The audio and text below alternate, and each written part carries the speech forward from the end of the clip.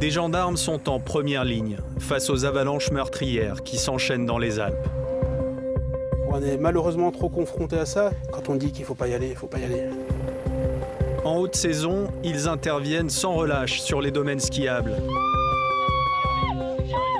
Elle a été super courageuse. Leur unité est chargée des secours les plus périlleux en altitude. Sur une vingtaine d'années de carrière que j'ai maintenant, je peux compter autant d'amis qui sont décédés soit en entraînement, soit au cours d'un secours. Immersion au sommet, avec le peloton de gendarmerie de haute montagne.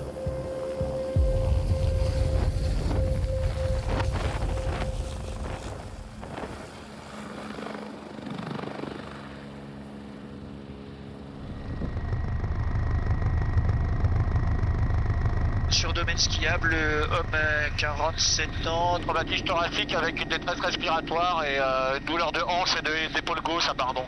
Ils sont juste au-dessus, regarde.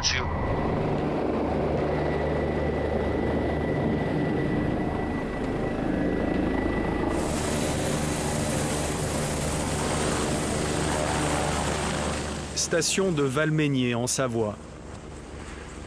Un skieur a fait une lourde chute. Comment vous vous appelez? Pardon? Julien? Julien, j'ai un truc au bras là. Ouais, on va s'en occuper, d'accord? Mon genou, amène-le vers l'autre. Ah, doucement, doucement, doucement. Là, voilà. Là, comme ça. Ah, c'est bien ça.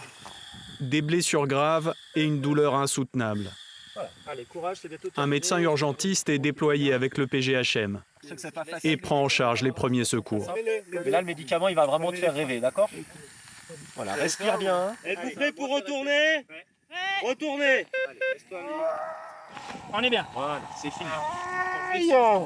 Un ami accompagnait le skieur blessé. Il connaît bien le travail des gendarmes de haute montagne. Ils se mettent dans des situations de danger parfois et c'est très courageux de leur part. Voilà, et voilà, je sais qu'il est complètement pris en charge comme il faut. Là-dessus, je suis pas du tout inquiet. Je veux me rassurer de les voir là. Les interventions des services d'État comme le PGHM sont gratuites. Seule l'assistance des pisteurs est facturée par les domaines aux skieurs. L'hélicoptère permet un transport à l'hôpital de Saint-Jean-de-Maurienne en quelques minutes. Bilan pour la victime, 8 côtes et une omoplate fracturée, des lésions aux poumons et plusieurs mois de convalescence.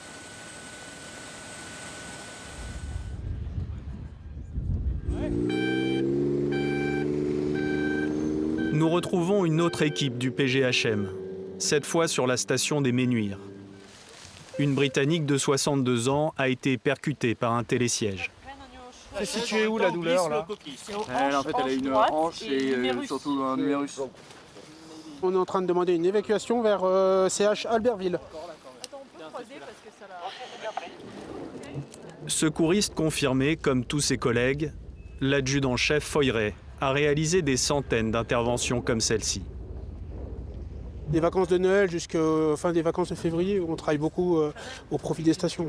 Les PGHM, on travaille vraiment sur la globalité d'un secours, c'est-à-dire qu'on prend en charge le volet secours à personne et on prend aussi l'aspect administratif de l'intervention. Est-ce qu'il y a une responsabilité qui peut être relevée vis-à-vis de la victime ou de la station? La skieuse est transportée à l'hôpital d'Albertville. Il a un traumatisme de l'épaule droite et de la hanche droite. Suspicion de fracture à la fois de l'humérus et de la hanche. Le détachement aérien de la gendarmerie met un hélicoptère et son personnel navigant à disposition du PGHM. Un outil indispensable pour l'essentiel des secours et opéré par des hommes chevronnés.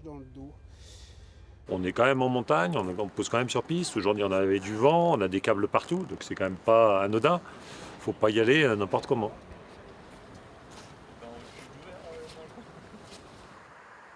Retour à la base de Modane, en Savoie.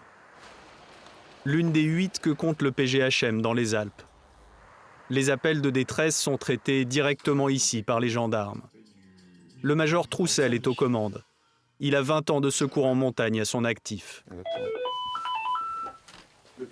Pour ces hommes, le répit est de courte durée. Vous attendez, vous bougez surtout pas. Si vous écoutez bien ce qu'ils vous disent là-bas. Non, mais c'est bon, on va... La tension monte brutalement. Un skieur vient d'être emporté par une avalanche. Et on arrive. Allez, à tout de suite. Non, pour le moment, ils sont... L'adjudant-chef Foyret prend la tête de l'équipe sur le départ. Oui, bonjour, le major Troussel au PGHM à Modane. J'ai engagé 3 personnels, dont un maître de chien d'avalanche. Et j'ai mis en préalerte les stations. L'envoi de renfort nous oblige à laisser notre place dans l'appareil. 2 skieurs de randonnée recherchent leur ami, emportés par une plaque de neige. L'un d'eux est en contact direct avec la base. Mon collègue, il y a 5 minutes, il m'a dit qu'il n'avait pas de signal plus bas. Ouais. Donc, je sais pas s'il faut qu'il cherche plus en haut, en bas. Là, je suis complètement paumé. Pour le coup, vous continuez la recherche des VA. Ok, merci. DVA pour détecteur de victimes d'avalanche. Un appareil qui sert à retrouver les personnes ensevelies. Les premières remontées du terrain ne sont pas bonnes.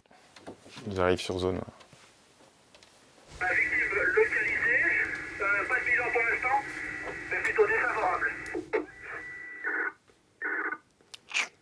Ils sont montés au sommet de la cime du Sambuy et ils ont dû vouloir faire sûrement ce couloir nord.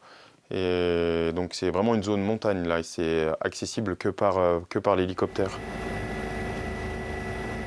Ces images sont filmées par notre caméra embarquée. Les secouristes trouvent un endroit sûr pour descendre de l'appareil. La nouvelle tombe quelques minutes plus tard. Victime, Delta, Charlie Delta. Reçu, écoute, on va faire le nécessaire, on revient vers vous pour l'évacuation. Le skieur n'a pas survécu à sa chute. Son corps est évacué immédiatement par les secouristes. Tu dis que je rends compte au parquet et que je demande l'autorisation d'extraction à Saint-Jean-de-Maurienne du corps pour une prise en charge par les pompes funèbres. Après le sauvetage des 2 survivants, les gendarmes entament immédiatement leur travail d'enquête judiciaire. Rapidement, il va falloir prendre des auditions des témoins qui sont encore là. Et ça, c'est le rôle aussi du PGHM, de déterminer les causes de l'accident, les responsabilités s'il y en a. Les 2 amis de la victime sont transportés et interrogés à la base de Modane. Une étape éprouvante, mais nécessaire. On est malheureusement trop confronté à ça. C'est jamais la routine, mais c'est ancré un petit peu dans notre tête. Les auditions, moi, ça me permet de figer ce qui s'est passé, de chercher à comprendre. Soit c'est un petit peu de leur faute, soit c'est la faute à pas de chance. Mais on comprend les choses, et quand on comprend les choses, c'est plus facile enfin, encore, c'est personnel, de l'évacuer. Les 2 rescapés ne sont pas tenus responsables suite à leur audition.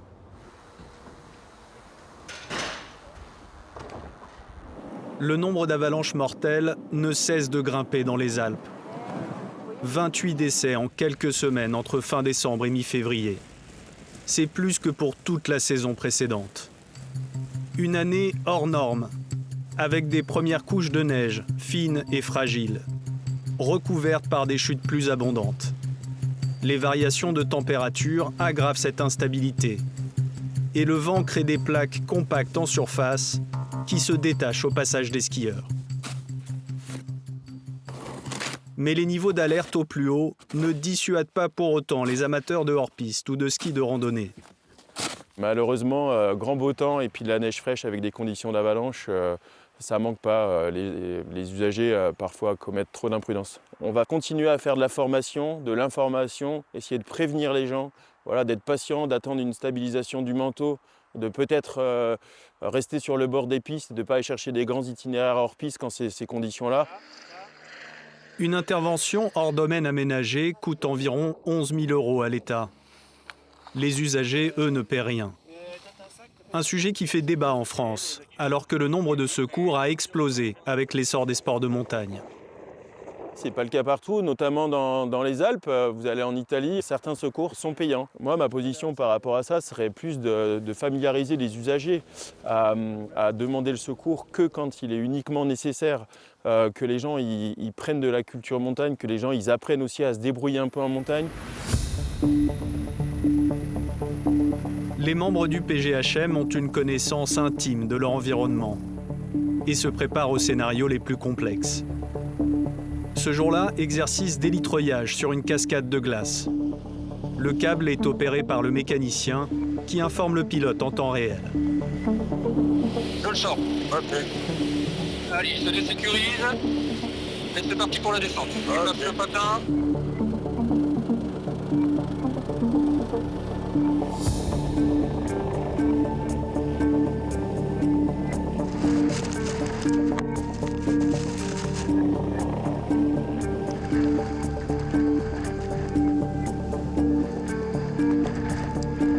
Là, il a sécurisé, il fait venir son deuxième secouriste.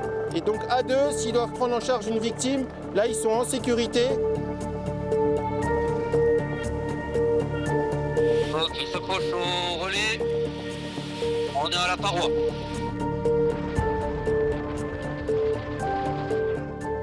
Les tests d'entrée pour rentrer chez nous sont très durs et on conçoit que ça soit dur quand on doit se retrouver dans des milieux verticaux, quand on doit associer un hélico. On demande des qualités aux secouristes qui sont indéniables. Une formation exigeante et un niveau d'engagement maximal. Au moment de notre tournage, 67 membres du PGHM avaient perdu la vie en intervention ou en entraînement depuis sa création en 1958. Mais la passion de ces acrobates des cimes est à la hauteur de la prise de risque. On a eu 10 cm de neige cette nuit, il fait grand beau. Oui, bien sûr que le cadre, on est des passionnés de montagne avant tout, hein. Et après, on avait cette fibre de secouriste tous. Et la première motivation, ça reste la montagne, hein. Le PGHM a secouru près de 5000 personnes dans les Alpes en 2025. Les CRS et les sapeurs-pompiers ont leurs propres unités spécialisées. Tous partagent la lourde tâche de veiller sur le massif montagneux, le plus touristique de France.